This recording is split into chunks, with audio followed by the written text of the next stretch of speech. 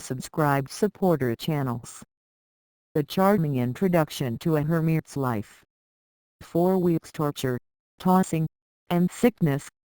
Oh, these bleak winds and bitter northern skies, and impassable roads, and dilatory country surgeons. And oh, this dearth of the human physiognomy. And, worse than all, the terrible intimation of Kenneth that I need not expect to be out of doors till spring. Mr. Heathcliff has just honoured me with a call. About 7 days ago he sent me a brace of grouse, the last of the season. Scoundrel! He is not altogether guiltless in this illness of mine, and that I had a great mind to tell him. But, alas! How could I offend a man who was charitable enough to sit at my bedside a good hour, and talk on some other subject than pills and draughts, blisters and leeches? This is quite an easy interval. I am too weak to read, yet I feel as if I could enjoy something interesting. Why not have up Mrs. Dean to finish her tale? I can recollect its chief incidents, as far as she had gone. Yes, I remember her hero had run off, and never been heard of for 3 years, and the heroine was married. I'll ring. She'll be delighted to find me capable of talking cheerfully. Mrs. Dean came. It wants 20 minutes, sir, to taking the medicine, she commenced. Away, away with it. I replied, I desire to have. The doctor says you must drop the powders. With all my heart. Don't interrupt me. Come and take your seat here. Keep your fingers from that bitter phalanx of vials. Draw your knitting out of your pocket. That will do.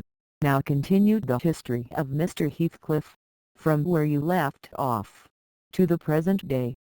Did he finish his education on the continent, and come back a gentleman?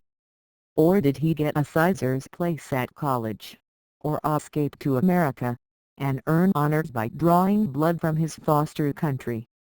Or make a fortune more promptly on the English highways?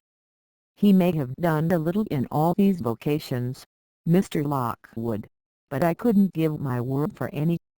I stated before that I didn't know how he gained his money, neither am I aware of the means he took to raise his mind from the savage ignorance into which it was sunk, but, with your leave, I'll proceed in my own fashion, if you think it will amuse, and not weary you. Are you feeling better this morning? Much. That's good news. I got Miss Catherine and myself to Thrushcross Grange, and, to my agreeable disappointment, she behaved infinitely better than I dared to expect. She seemed almost overfond of Mr. Linton, and even to his sister she showed plenty of affection. They were both very attentive to her comfort, certainly. It was not the thorn bending to the honeysuckles, but the honeysuckles embracing the thorn. There were no mutual concessions, one stood erect, and the others yielded, and who can be ill-natured and bad-tempered when they encounter neither opposition nor indifference? I observed that Mr. Edgar had a deep-rooted fear of ruffling her humour. He concealed it from her, but if ever he heard me answer sharply, or saw any other servant grow cloudy at some imperious order of hers, he would show his trouble by a frown of displeasure that never darkened on his own account. He many a time spoke sternly to me about my pertness, and averred that the stab of a knife could not inflict a worse pain than he suffered at seeing his lady vexed. Not to grieve the kind master, I learned to be less touchy, and, for the space of half a year, the gunpowder lay as harmless as sand, because no fire came near to explode it. Catherine had seasons of gloom and silence now and then. They were respected with sympathizing silence by her husband, who ascribed them to an alteration in her constitution, produced by her perilous illness, as she was never subject to depression of spirits before. The return of sunshine was welcomed by answering sunshine from him. I believe I assert that they were really in possession of deep and growing happiness. It ended. Well, we must be for ourselves in the long run. The mild and generous are only more justly selfish than the domineering, and it ended when circumstances caused each to feel that the one's interest was not the chief consideration in the other's thoughts. On a mellow evening in September, I was coming from the garden with a heavy basket of apples which I had been gathering. It had got dusk, and the moon looked over the high wall of the court, causing undefined shadows to lurk in the corners of the numerous projecting portions of the building. I set my burden on the house steps by the kitchen door, and lingered to rest, and drew in a few more breaths of the soft, sweet air. My eyes were on the moon, and my back to the entrance, when I heard a voice behind me say, "Nellie, is that you?" It was a deep voice, and foreign in tone, yet there was something in the manner of pronouncing my name which made it sound familiar. I turned about to discover who spoke, fearfully, for the doors were shut, and I had seen nobody on approaching the steps. Something stirred in the porch, and, moving nearer, I distinguished a tall man dressed in dark clothes, with dark face and hair. He leant against the side, and held his fingers on the latch as if intending to open for himself. "Who can it be?" I thought. "Mr. Earnshaw?" "Oh, no. The voice has no resemblance to his." "I have waited here an hour," he resumed, "while I continued staring, and the whole of that time all round has been as still as death. I dared not enter. You do not know me. Look, I'm not a stranger."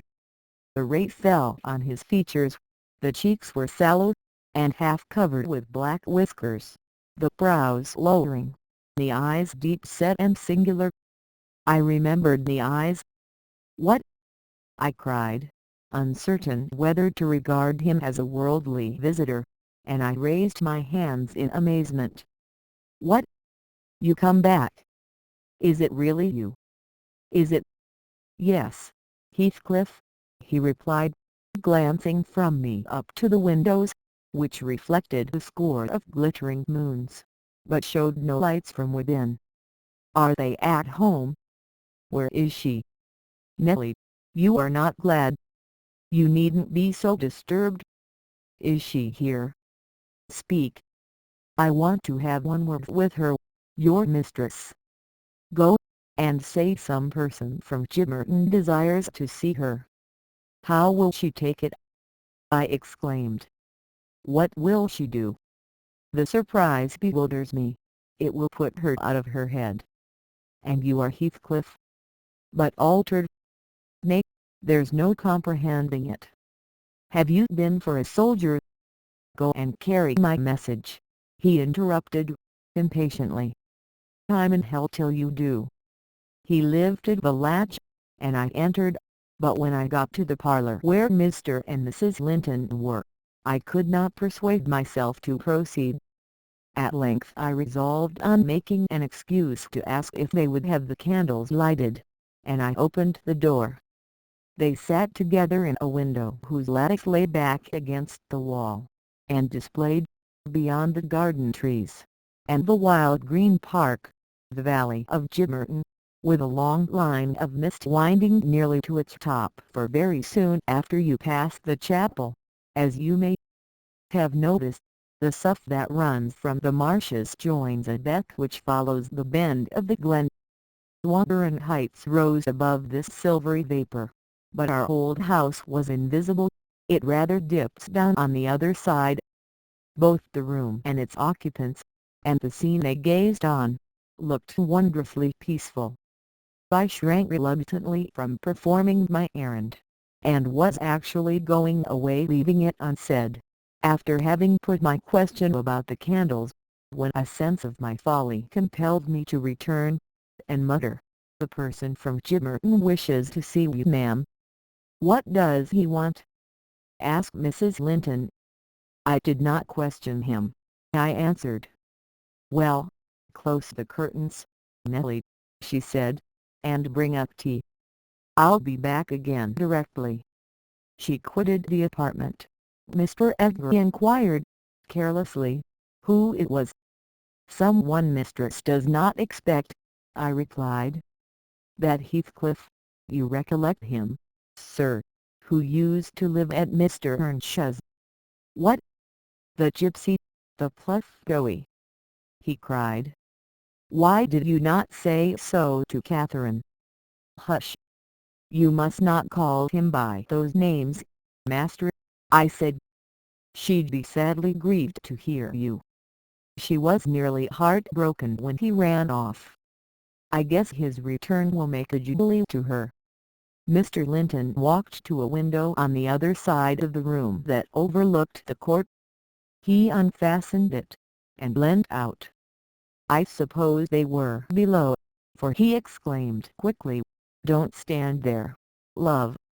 Bring the person in, if it be anyone particular." Ere long, I heard the click of the latch, and Catherine flew upstairs, breathless and wild, too excited to show gladness. Indeed, by her face, you would rather have surmised an awful calamity. "Oh, Edgar, Edgar!" she panted, flinging her arms round his neck. "Oh, Edgar darling! Heathcliff's come back, he is." And she tightened her embrace to a squeeze. "Well, well," cried her husband, crossly, "don't strangle me for that. He never struck me as such a marvelous treasure. There is no need to be frantic." "I know you didn't like him," she answered, repressing a little the intensity of her delight. "Yet, for my sake, you must be friends now. Shall I tell him to come up here," he said, "into the parlour?" "Or else?" she asked. He looked vexed, and suggested the kitchen as a more suitable place for him. Mrs. Linton eyed him with a droll expression, half angry, half laughing at his fastidiousness. "No," she added, after a while, "I cannot sit in the kitchen. Set two tables here, Ellen, one for your master and Miss Isabella, being gentry, the other for Heathcliff and myself, being of the lower orders. Will that please you, dear? Or must I have a fire lighted elsewhere? If so, give directions. I'll run down and secure my guest." "I'm afraid the joy is too great to be real." She was about to dart off again, but Edgar arrested her. "You bid him step up," he said, addressing me, "and, Catherine, try to be glad, without being absurd. The whole household need not witness the sight of your welcoming a runaway servant as a brother." I descended, and found Heathcliff waiting under the porch, evidently anticipating an invitation to enter. He followed my guidance without waste of words, and I ushered him into the presence of the master and mistress, whose flushed cheeks betrayed signs of warm talking. But the ladies glowed with another feeling when her friend appeared at the door. She sprang forward, took both his hands, and led him to Linton, and then she seized Linton's reluctant fingers and crushed them into his. Now, fully revealed by the fire and candlelight, I was amazed, more than ever, to behold the transformation of Heathcliff. He had grown a tall, athletic, well-formed man, beside whom my master seemed quite slender and youth-like. His upright carriage suggested the idea of his having been in the army. His countenance was much older in expression and decision of feature than Mr. Linton's. It looked intelligent, and retained no marks of former degradation. A half-civilized ferocity lurked yet in the depressed brows and eyes full of black fire, but it was subdued, and his manner was even dignified, quite divested of roughness, though stern for grace. My master's surprise equalled or exceeded mine. He remained for a minute at a loss how to address the Pluff-Goey, as he had called him. Heathcliff dropped his slight hand, and stood looking at him coolly till he chose to speak. "Sit down, sir," he said, at length. Mrs. Linton, recalling old times, would have me give you a cordial reception, and, of course, I am gratified when anything occurs to please her. "And I also," answered Heathcliff, "especially if it be anything in which I have a part. I shall stay an hour or two willingly." He took a seat opposite Catherine, who kept her gaze fixed on him as if she feared he would vanish were she to remove it. He did not raise his to her often, a quick glance now and then sufficed, but it flashed back, each time more confidently, the undisguised delight he drank from hers. They were too much absorbed in their mutual joy to suffer embarrassment. Not so Mr. Edgar. He grew pale with pure annoyance, the feeling that reached its climax when his lady rose, and stepping across the rug, seized Heathcliff's hands again, and laughed like one beside herself. "I shall think it a dream tomorrow," she cried. "I shall not be able to believe that I have seen, and touched, and spoken to you once more. And yet, cruel Heathcliff, you don't deserve this welcome. To be absent and silent for 3 years, and never to think of me." "A little more than you have thought of me," he murmured. "I heard of your marriage, Cathy, not long since, and, while waiting in the yard below, I meditated this plan, just to have one glimpse of your face, a stare of surprise, perhaps, and pretended pleasure, afterwards settle my score with Hindley, and then prevent the law by doing execution on myself. Your welcome has put these ideas out of my mind, but beware of meeting me with another aspect next time. Nay, you'll not drive me off again. You were really sorry for me, were you? Well, there was cause. I've thought through a bitter life since I last heard your voice, and you must forgive me, for I struggled only for you. Catherine, unless we are to have cold tea, please to come to the table," interrupted Linton, striving to preserve his ordinary tone, and a due measure of politeness. "Mr. Heathcliff will have a long walk, wherever he may lodge tonight, and I'm thirsty." She took her post before the urn, and Miss Isabella came, summoned by the bell. Then, having handed their chairs forward, I left the room. The meal hardly endured 10 minutes. Catherine's cup was never filled. She could neither eat nor drink. Edgar had made the slop in his saucer, and scarcely swallowed a mouthful. Their guest did not protract his stay that evening above an hour longer. I asked, as he departed, if he went to Gimmerton. "No, to Wuthering Heights," he answered. "Mr. Earnshaw invited me, when I called this morning." "Mr. Earnshaw invited him, and he called on Mr. Earnshaw." I pondered this sentence painfully, after he was gone. Is he turning out a bit of a hypocrite, and coming into the country to work mischief under a cloak? I mused. I had a presentiment in the bottom of my heart that he had better have remained away. About the middle of the night, I was wakened from my first nap by Mrs. Linton gliding into my chamber, taking a seat on my bedside, and pulling me by the hair to rouse me. "I cannot rest, Ellen," she said, by way of apology. "And I want some living creature to keep me company in my happiness.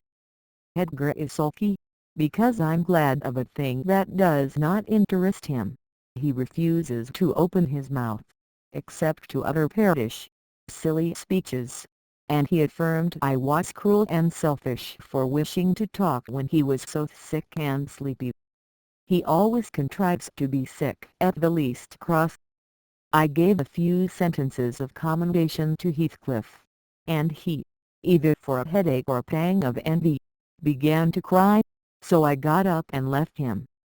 What use is it praising Heathcliff to him? I answered. As lads they had an aversion to each other, and Heathcliff would hate just as much to hear him praised. It's human nature. Let Mr. Linton alone about him, unless you would like an open quarrel between them. But does it not show great weakness?" pursued she. "I'm not envious. I never feel hurt at the brightness of Isabella's yellow hair and the whiteness of her skin, at her dainty elegance, and the fondness all the family exhibit for her. Even you, Nelly, if we have a dispute sometimes, you back Isabella at once, and I yield like a foolish mother. I call her a darling, and flattered her into a good temper. It pleases her brother to see us cordial, and that pleases me. But they are very much alike. They are spoiled children, and fancy the world was made for their accommodation. And though I humour both, I think the smart chastisement might improve them all the same." "You're mistaken, Mrs. Linton," said I. "They humour you. I know what there would be to do if they did not. You can well afford to indulge their passing whims as long as their business is to anticipate all your desires. You may, however, fall out, at last, over something of equal consequence to both sides, and then those you term weak are very capable of being as obstinate as you. And then we shall fight to the death, shan't we, Nelly?" she returned, laughing. "No, I tell you, I have such faith in Linton's love, that I believe I might kill him, and he wouldn't wish to retaliate." I advised her to value him the more for his affection. "I do," she answered, "but he needn't resort to whining for trifles.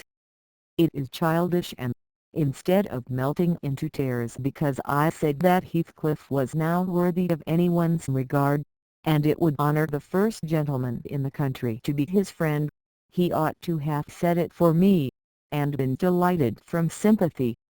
He must get accustomed to him, and he may as well like him, considering how Heathcliff has reason to object to him. I'm sure he behaved excellently. What do you think of his going to Wuthering Heights?" I inquired. "He is reformed in every respect, apparently, quite a Christian, offering the right hand of fellowship to his enemies all around." "He explained it," she replied. "I wondered as much as you. He said he called to gather information concerning me from you, supposing you resided there still, and Joseph told Hindley, who came out and fell to questioning him of what he had been doing, and how he had been living, and finally, desired him to walk in. There were some persons sitting at cards. Heathcliff joined them. My brother lost some money to him, and, finding him plentifully supplied, he requested that he would come again in the evening, to which he consented. Hindley is too reckless to select his acquaintance prudently. He doesn't trouble himself to reflect on the causes he might have for mistrusting one whom he has basely injured. But Heathcliff affirms his principal reason for resuming a connection with his ancient persecutor is a wish to install himself in quarters at walking distance from the Grange, and an attachment to the house where we lived together, and likewise the hope that I shall have more opportunities of seeing him there than I could have if he settled in Gibberton. He means to offer liberal payment for permission to lodge at the Heights, and doubtless my brother's covetousness will prompt him to accept the terms. He was always greedy, though what he grasps with one hand he flings away with the other. It's a nice place for a young man to fix his dwelling in," said I. "Have you no fear of the consequences, Mrs. Linton?" "None for my friend," she replied. "His strong head will keep him from danger. A little for Hindley, but he can't be made morally worse than he is, and I stand between him and bodily harm. The event of this evening has reconciled me to God and humanity. I had risen in angry rebellion against Providence. Oh, I've endured very bitter misery, Nelly. If that creature knew how bitter, he'd be ashamed to cloud its removal with idle petulance. It was kindness for him which induced me to bear it alone. Had I expressed the agony I frequently felt, he would have been taught to long for its alleviation as ardently as I. However, it's over, and I'll take no revenge on his folly. I can afford to suffer anything hereafter. Should the meanest thing alive slap me on the cheek, I'd not only turn the other, but I'd ask pardon for provoking it, and, as a proof, I'll go make my peace with Edgar instantly. Good night. I'm an angel." In this self-complacent conviction she departed, and the success of her fulfilled resolution was obvious on the morrow. Mr. Linton had not only abjured his peevishness, though his spirits seemed still subdued by Catherine's exuberance of vivacity, but he ventured no objection to her taking Isabella with her to Wuthering Heights in the afternoon, and she rewarded him with such a summer of sweetness and affection in return as made the house a paradise for several days, both master and servants profiting from the perpetual sunshine. Heathcliff, Mr. Heathcliff I should say in future, used the liberty of visiting at Thrushcross Grange cautiously. At first, he seemed estimating how far its owner would bear his intrusion. Catherine, also, deemed it judicious to moderate her expressions of pleasure in receiving him, and he gradually established his right to be expected. He retained a great deal of the reserve for which his boyhood was remarkable, and that served to repress all startling demonstrations of feeling. My master's uneasiness experienced a lull, and further circumstances diverted it into another channel for a space. His new source of trouble sprang from the not anticipated misfortune of Isabella Linton evincing a sudden and irresistible attraction towards the tolerated guest. She was at that time a charming young lady of 18, infantile in manners, though possessed of keen wit, keen feelings, and a keen temper, too, if irritated. Her brother, who loved her tenderly, was appalled at this fantastic preference.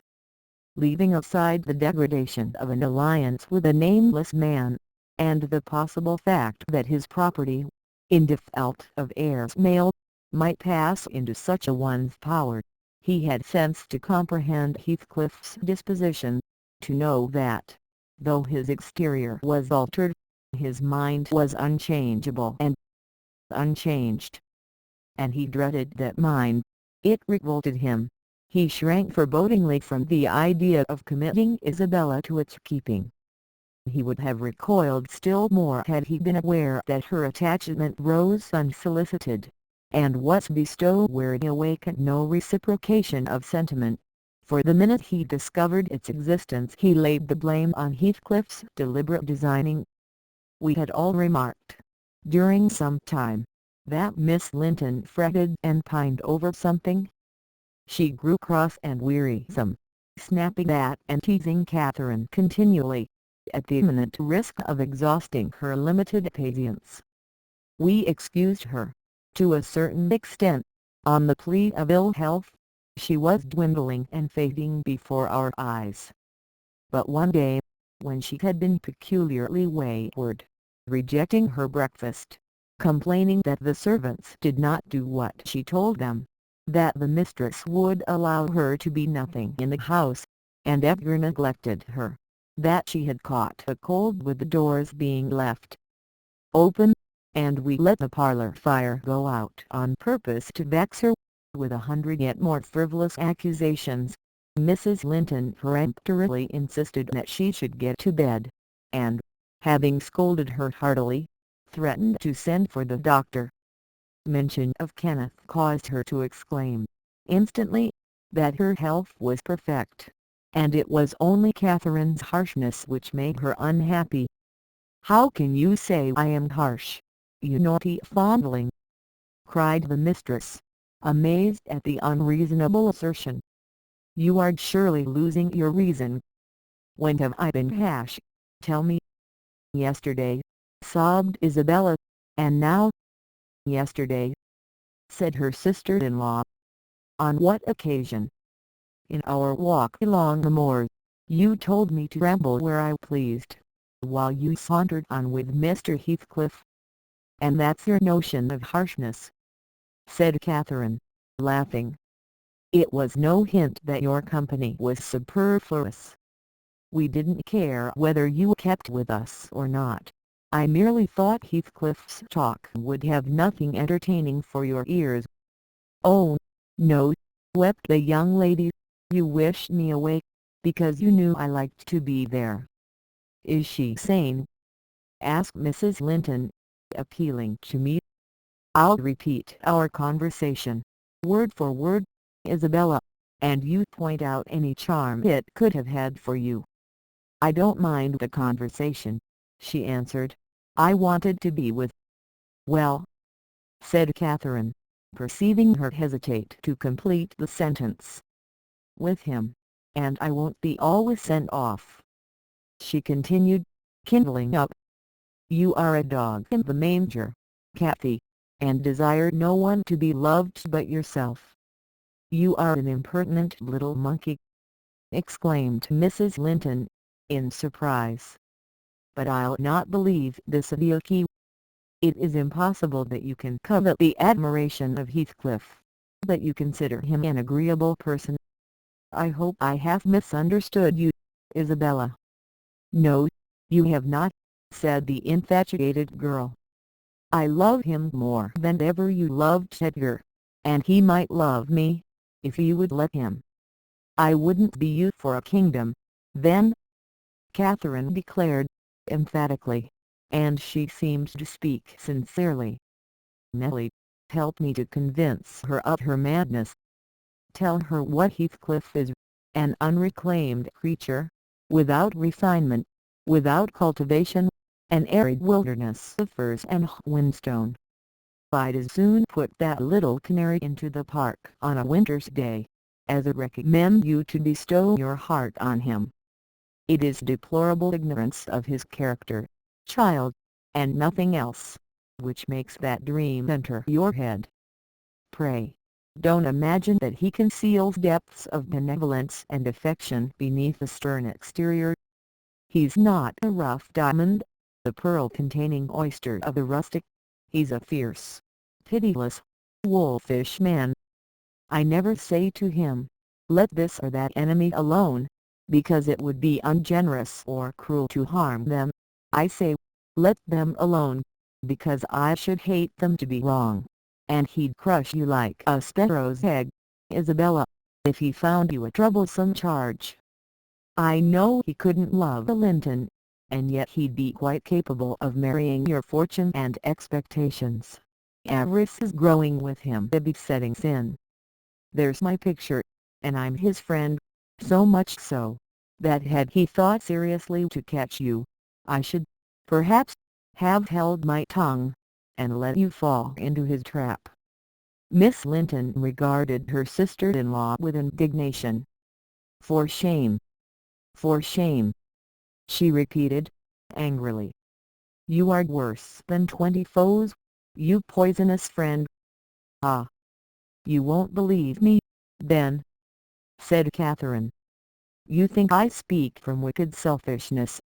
I'm certain you do, retorted Isabella, and I shuddered at you. Good! Cried the other. Try for yourself, if that be your spirit. I have done, and yield the argument to your saucy insolence. And I must suffer for her egotism. She sobbed, as Mrs. Linton left the room. All is against me. She has blighted my single consolation. But she uttered falsehoods, didn't she? Mr. Heathcliff is not a fiend. He has an honorable soul, and a true one, or how could he remember her? Banish him from your thoughts, miss, I said. He's a bird of bad omen, no mate for you. Mrs. Linton spoke strongly, and yet I can't contradict her.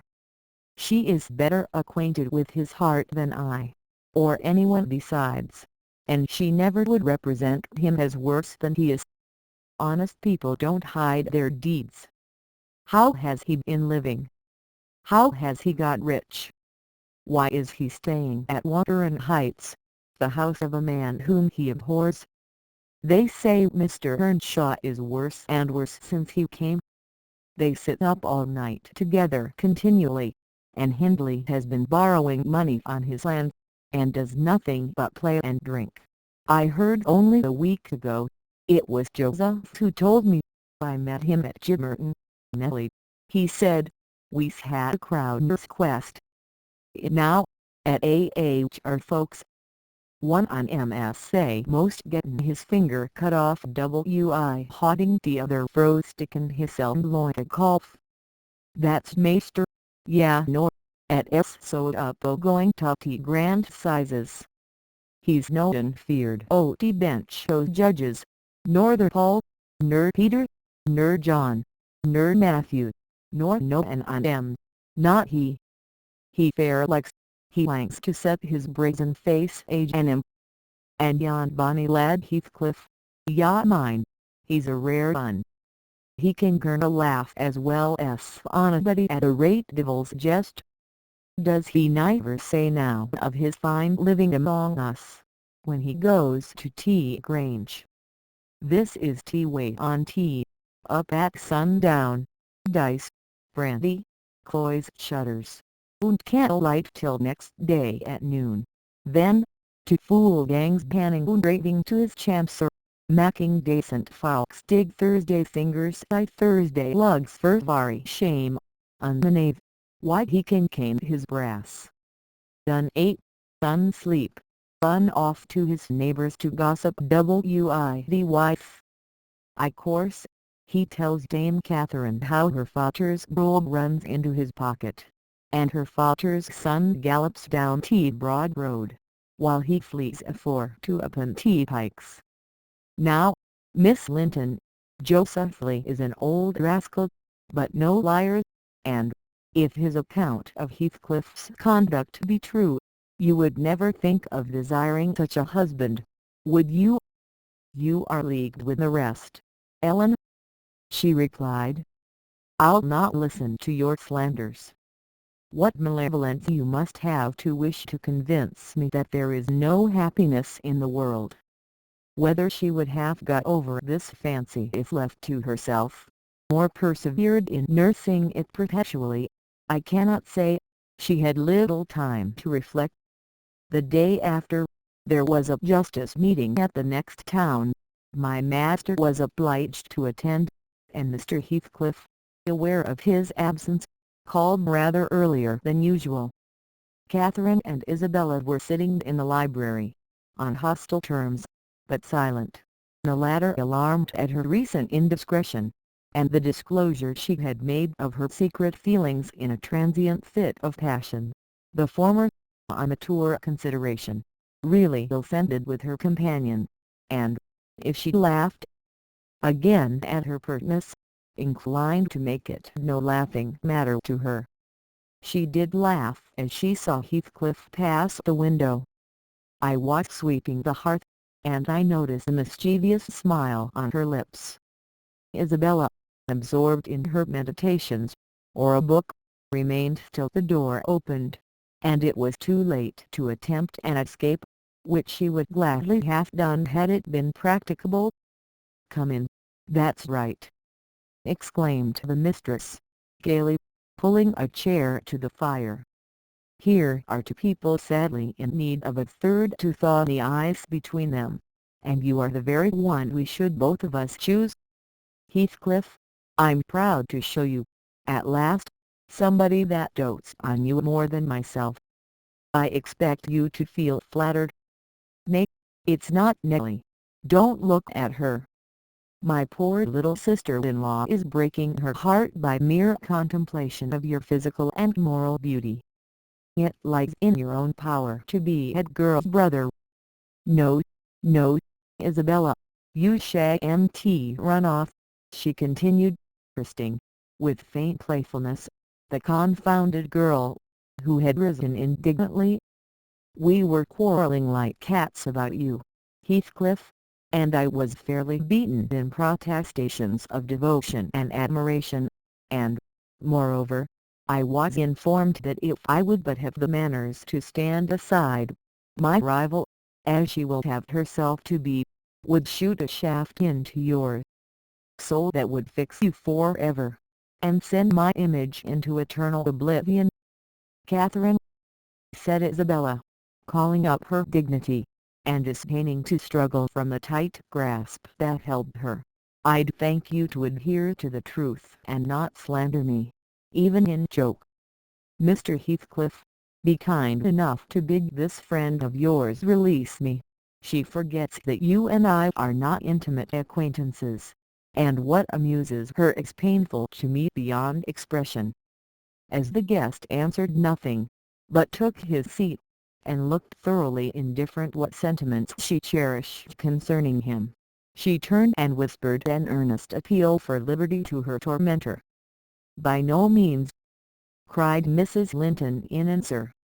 "I won't be named the dog in the manger again. You shall stay, now then. Heathcliff, why don't you evince satisfaction at my pleasant news? Isabella swears that the love Edgar has for me is nothing to that she entertains for you. I'm sure she made some speech of the kind, did she not, Ellen?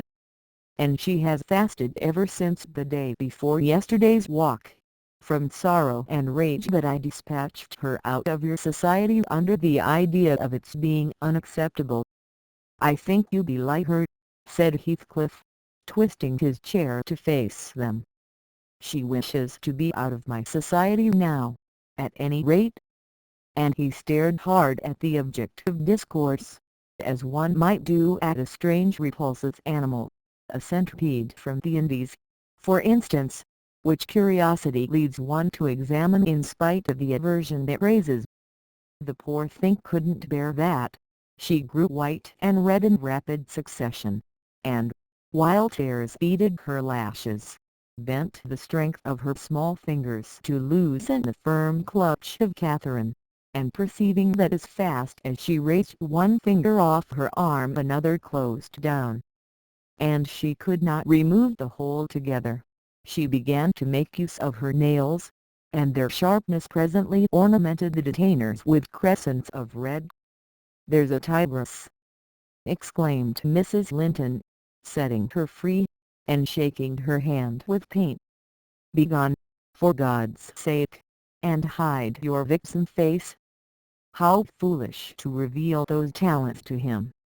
Can't you fancy the conclusions he'll draw? Look, Heathcliff. They are instruments that will do execution. You must beware of your eyes. I'd wrench them off her fingers, if they ever menaced me," he answered, brutally, when the door had closed after her. "But what did you mean by teasing the creature in that manner, Cathy? You were not speaking the truth, were you?" "I assure you I was," she returned. "She has been dying for your sake several weeks, and raving about you this morning, and pouring forth a deluge of abuse, because I represented your failings in a plain light, for the purpose of mitigating her adoration. But don't notice it further. I wish to punish her sauciness, that's all. I like her too well, my dear Heathcliff, to let you absolutely seize and devour her up. And I like her too ill to attempt it," said he, "except in a very ghoulish fashion. You'd hear of odd things if I lived alone with that mawkish, waxen face. The most ordinary would be painting on its white the colors of the rainbow, and turning the blue eyes black, every day or two. They detestably resemble Linton's."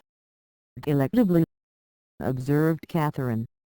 "They are dove's eyes, angels. She her brother's heir, is she not?" he asked, after a brief silence. "I should be sorry to think so," returned his companion. "Half a dozen nephews shall erase her title, please heaven. Abstract your mind from the subject at present. You are too prone to covet your neighbor's goods. Remember this neighbor's goods are mine." "If they were mine, they would be none the less that," said Heathcliff. "But though Isabella Linton may be silly, she is scarcely mad, and, in short, we'll dismiss the matter, as you advise." From their tongues they did dismiss it, and Catherine, probably, from her thoughts. The other, I felt certain, recalled it often in the course of the evening.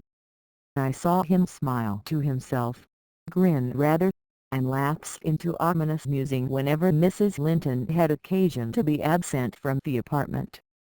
I determined to watch his movements. My heart invariably cleaved to the master's, in preference to Catherine's side, with reason I imagined, for he was kind, and trustful, and honourable, and she could not be called opposite, yet she seemed to allow herself such wide latitude, that I had little faith in her principles, and still less sympathy for her feelings. I wanted something to happen which might have the effect of freeing both Wuthering Heights and the Grange of Mr. Heathcliff quietly, leaving us as we had been prior to his advent. His visits were a continual nightmare to me, and, I suspected, to my master also. His abode at the Heights was an oppression past explaining.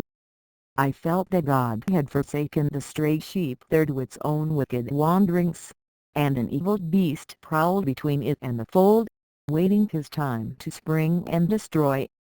Sometimes, while meditating on these things in solitude, I got up in a sudden terror, and put on my bonnet to go see how all was at the farm.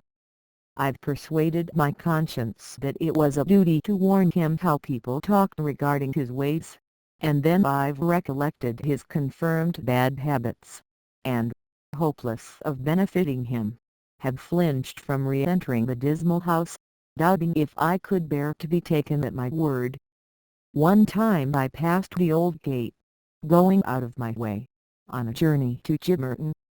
It was about the period that my narrative has reached, a bright frosty afternoon, the ground barren, and the road hard and dry.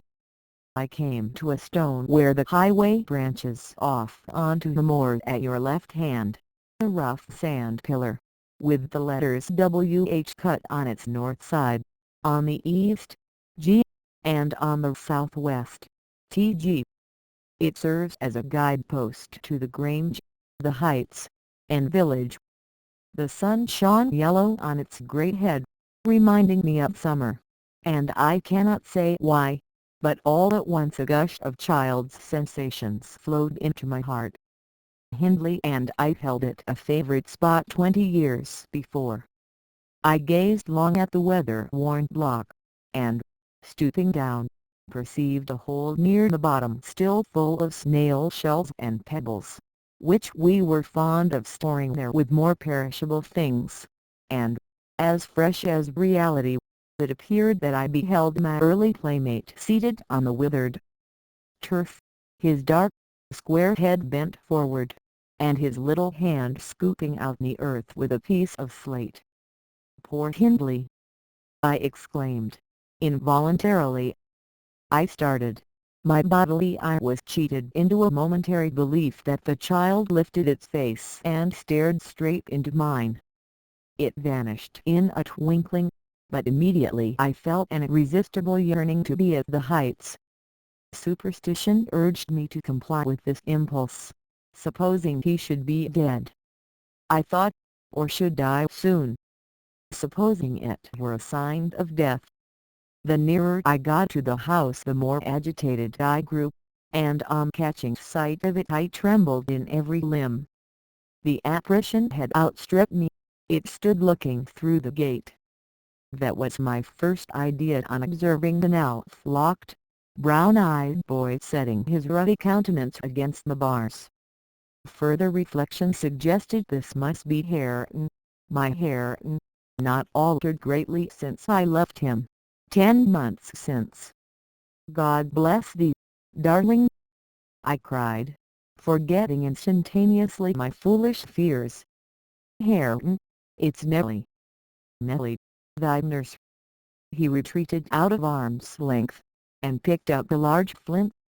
"I am come to see thy father, Hareton," I added, guessing from the action that Nellie, if she lived in his memory at all, was not recognized as one with me. He raised his missile to hurl it. I commenced a soothing speech, but could not stay his hand. The stone struck my bonnet, and then ensued, from the stammering lips of the little fellow, a string of curses, which, whether he comprehended them or not, were delivered with practised emphasis, and distorted his baby features into a shocking expression of malignity. You may be certain this grieved more than angered me. Fit to cry, I took an orange from my pocket, and offered it to propitiate him. He hesitated, and then snatched it from my hold, as if he fancied I only intended to tempt and disappoint him. I showed another, keeping it out of his reach. "Who has taught you those fine words, my bairn?" I inquired. "The curate." "Damn the curate, and the me that," he replied. "Tell us where you got your lessons, and you shall have it," said I. "Who's your master?" "Devil Daddy," was his answer. "And what do you learn from Daddy?" I continued. He jumped at the fruit. I raised it higher. "What does he teach you?" I asked. "Naught," said he, "but to keep out of his gate. Daddy cannot bite me, because I swear at him." "Ah! And the devil teaches you to swear at Daddy?" I observed. "Aye, nay," he drawled. "Who, then?" "Heathcliff." I asked if he liked Mr. Heathcliff. "Aye," he answered again. Desiring to have his reasons for liking him, I could only gather the sentences.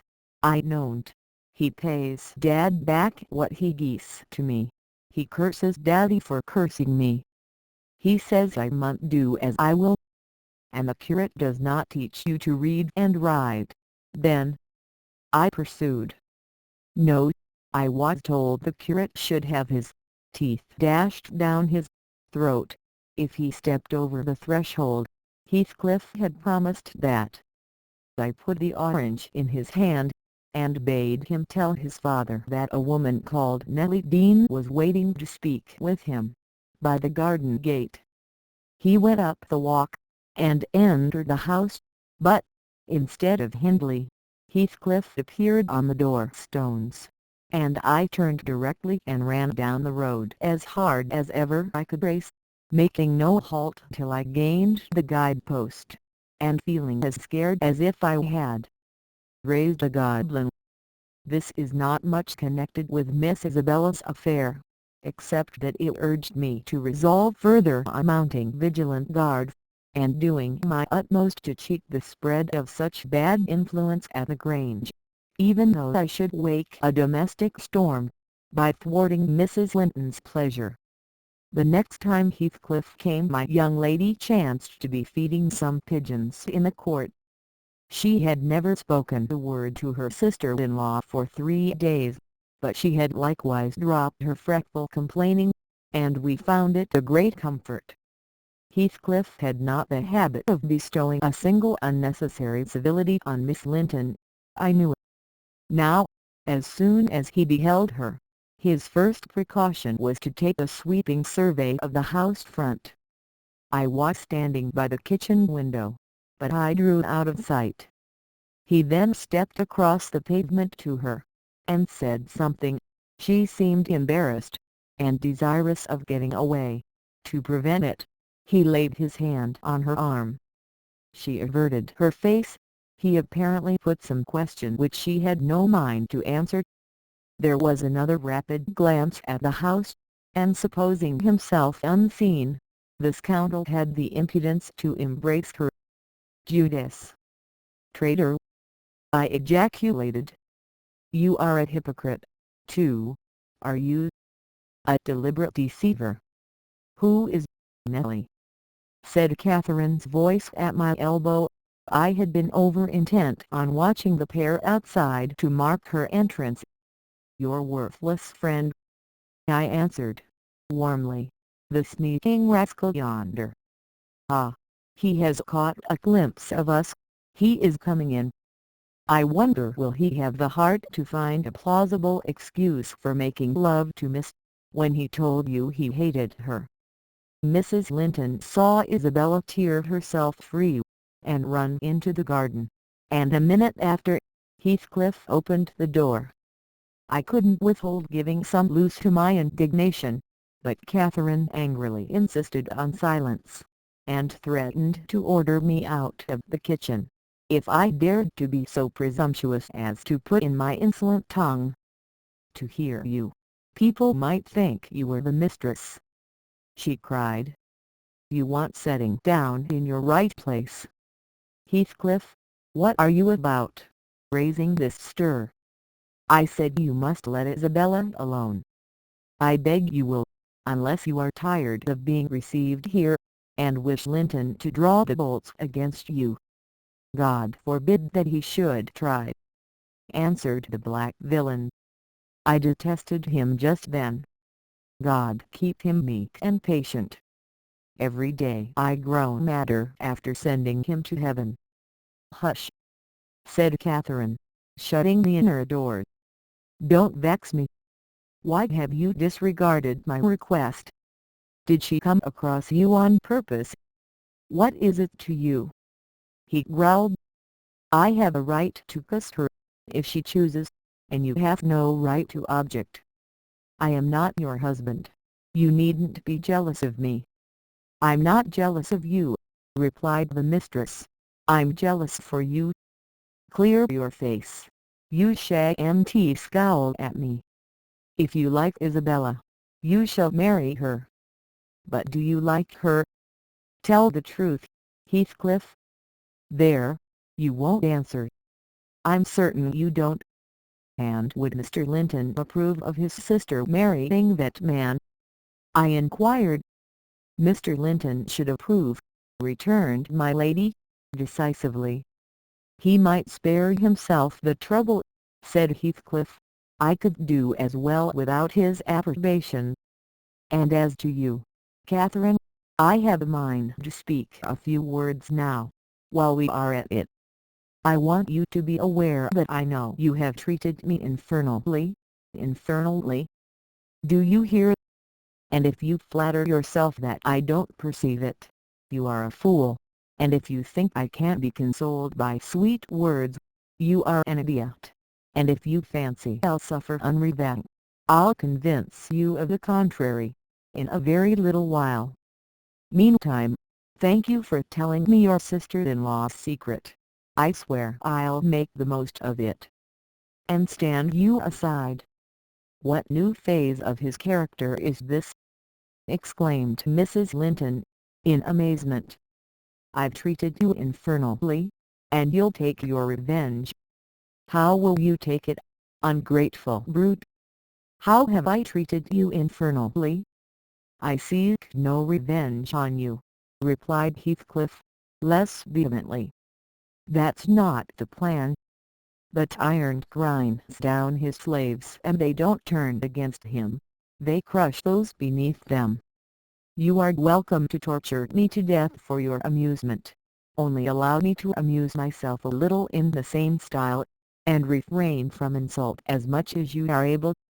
Having leveled my palace, don't erect a hovel and complacently admire your own charity in giving me that for a home. If I imagined you really wished me to marry Isabel, I'd cut my throat. Oh, the evil is that I am not jealous, is it?" cried Catherine. "Well, I won't repeat my offer of a wife. It is as bad as offering Satan the lost soul. Your bliss lies, like his, in inflicting misery. You prove it. Edgar is restored from the ill temper he gave way to at your coming. I begin to be secure and tranquil, and you, restless to know us at peace, appear resolved on exciting a quarrel. Quarrel with Edgar, if you please, Heathcliff, and deceive his sister. You'll hit on exactly the most efficient method of revenging yourself on me." The conversation ceased. Mrs. Linton sat down by the fire, flushed and gloomy. The spirit which served her was growing intractable. She could neither late nor control it. He stood on the hearth with folded arms, brooding on his evil thoughts, and in this position I left them to seek the master, who was wondering what kept Catherine below so long. "Ellen," said he, when I entered, "have you seen your mistress?" "Yes, she's in the kitchen, sir," I answered. "She's sadly put out by Mr. Heathcliff's behaviour, and, indeed, I do think it's time to arrange his visits on another footing. There's harm in being too soft, and now it's come to this," and I related the scene in the court, and, as near as I dared, the whole subsequent dispute. I fancied it could not be very prejudicial to Mrs. Linton, unless she made it so afterwards, by assuming the defensive for her guest. Edgar Linton had difficulty in hearing me to the close. His first words revealed that he did not clear his wife of blame. "This is insufferable!" he exclaimed. "It is disgraceful that she should own him for a friend, and force his company on me. Call me 2 men out of the hall, Ellen." Catherine Shell lingered no longer to argue with the low ruffian. "I have humoured her enough." He descended, and bidding the servants wait in the passage, went, followed by me, to the kitchen. Its occupants had recommenced their angry discussion. Mrs. Linton, at least, was scolding with renewed vigour. Heathcliff had moved to the window, and hung his head, somewhat cowed by her violent rating apparently. He saw the master first, and made a hasty motion that she should be silent, which she obeyed, abruptly, on discovering the reason of his intimation. "How is this?" said Linton, addressing her. "What notion of propriety must you have to remain here, after the language which has been held to you by that blackguard? I suppose, because it is his ordinary talk, you think nothing of it. You are habituated to his baseness, and, perhaps, imagine I can get used to it too." "Have you been listening at the door, Edgar?" asked the mistress, in a tone particularly calculated to provoke her husband, implying both carelessness and contempt of his irritation. Heathcliff, who had raised his eyes at the former speech, gave a sneering laugh at the latter, on purpose, it seemed, to draw Mr. Linton's attention to him. He succeeded, but Edgar did not mean to entertain him with any high flights of passion. "I've been so far forbearing with you, sir," he said quietly, "not that I was ignorant of your miserable, degraded character, but I felt you were only partly responsible for that, and Catherine wishing to keep up your acquaintance, I acquiesced, foolishly. Your presence is a moral poison that would contaminate the most virtuous. For that cause, and to prevent worse consequences, I shall deny you hereafter admission into this house, and give notice now that I require your instant departure. 3 minutes' delay will render it involuntary and ignominious." Heathcliff measured the height and breadth of the speaker with an eye full of derision. "Cathy, this lamb of yours threatens like a bull," he said. "It is in danger of splitting its skull against my knuckles. By God, Mr. Linton, I'm mortally sorry that you are not worth knocking down." My master glanced towards the passage, and signed me to fetch the men. He had no intention of hazarding a personal encounter. I obeyed the hint, but Mrs. Linton, suspecting something, followed, and when I attempted to call them, she pulled me back, slammed the door to, and locked it. "Fair means," she said, in answer to her husband's look of angry surprise. "If you have not courage to attack him, make an apology, or allow yourself to be beaten. It will correct you of feigning more valor than you possess. No, I'll swallow the key before you shall get it. I'm delightfully rewarded for my kindness to each, After constant indulgence of one's weak nature, and the other's bad one, I yearn for thanks to samples of blind ingratitude, stupid to absurdity. Edgar, I was defending you and yours, and I wish Heathcliff may flog you sick, for daring to think an evil thought of me. It did not need the medium of a flogging to produce that effect on the master. He tried to wrest the key from Catherine's grasp, and for safety she flung it into the hottest part of the fire, whereupon Mr. Edgar was taken with a nervous trembling, and his countenance grew deadly pale. For his life he could not avert that excess of emotion. Mingled anguish and humiliation overcame him completely. He leant on the back of a chair, and covered his face. "Oh, heavens! In old days this would win you knighthood!" exclaimed Mrs. Linton. "We are vanquished! We are vanquished! Heathcliff would as soon lift a finger at you as the king would march his army against a colony of mice.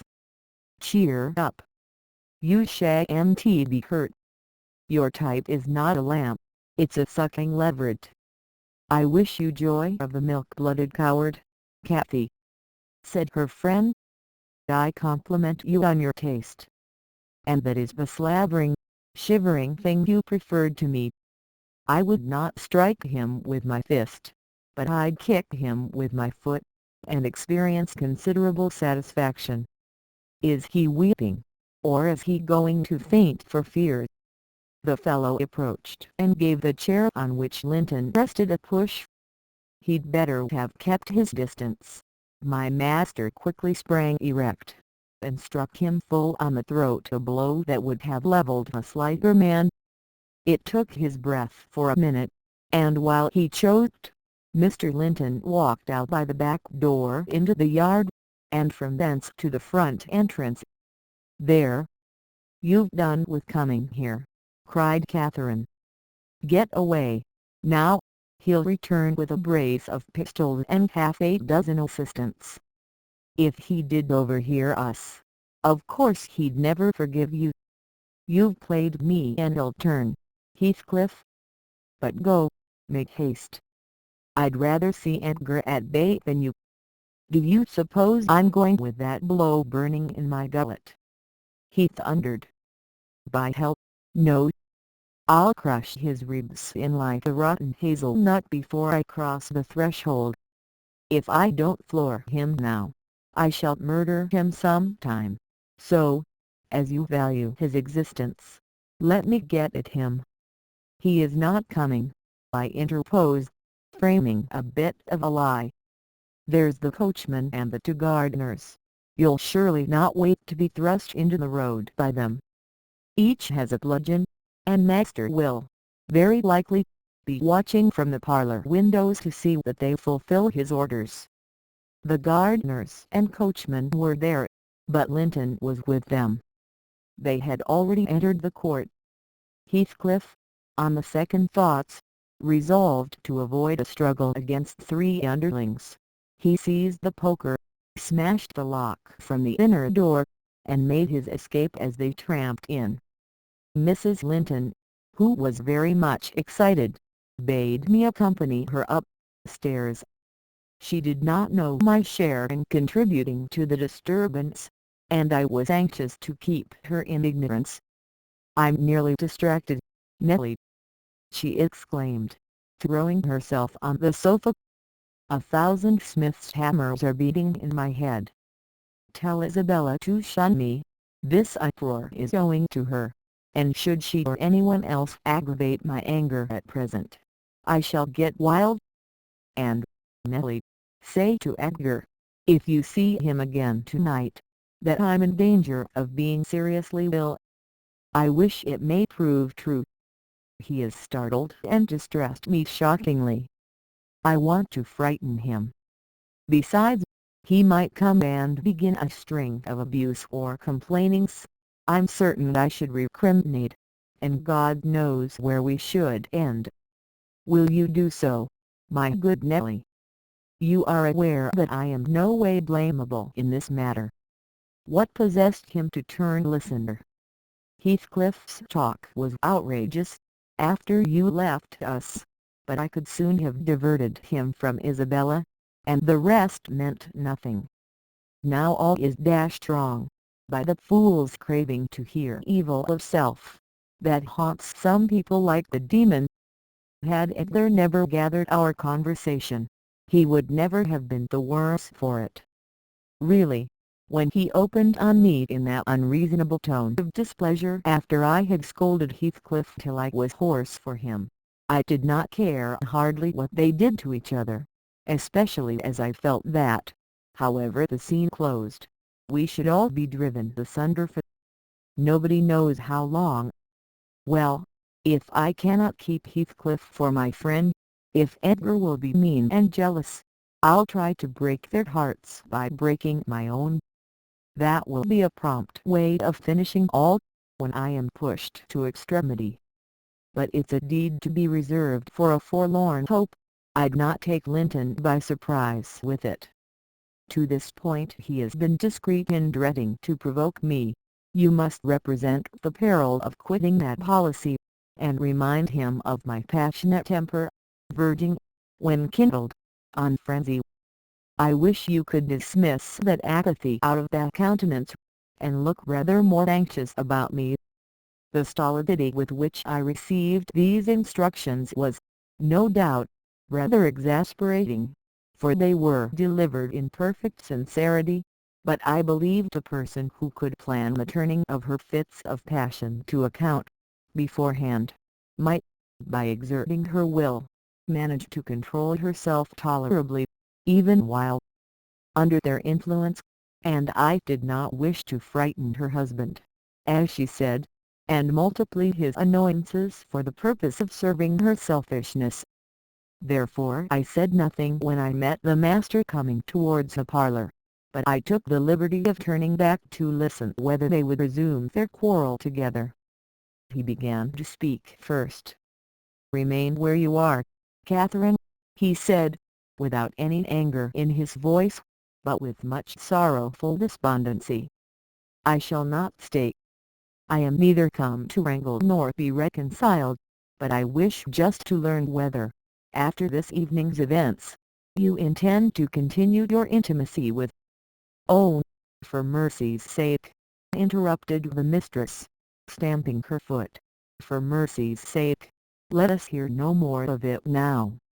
Your cold blood cannot be worked into a fever, your veins are full of ice water, but mine are boiling, and the sight of such illness makes them dance." "To get rid of me, answer my question," persevered Mr. Linton. "You must answer it, and that violence does not alarm me. I have found that you can be as stoical as anyone, when you please. Will you give up Heathcliff hereafter, or will you give up me? It is impossible for you to be my friend and his at the same time, and I absolutely require to know which you choose." "I require to be let alone," exclaimed Catherine, furiously. "I demand it. Don't you see I can scarcely stand? Edgar, you leave me." She rang the bell till it broke with a twang. I entered leisurely. It was enough to try the temper of a saint, such senseless, wicked rages.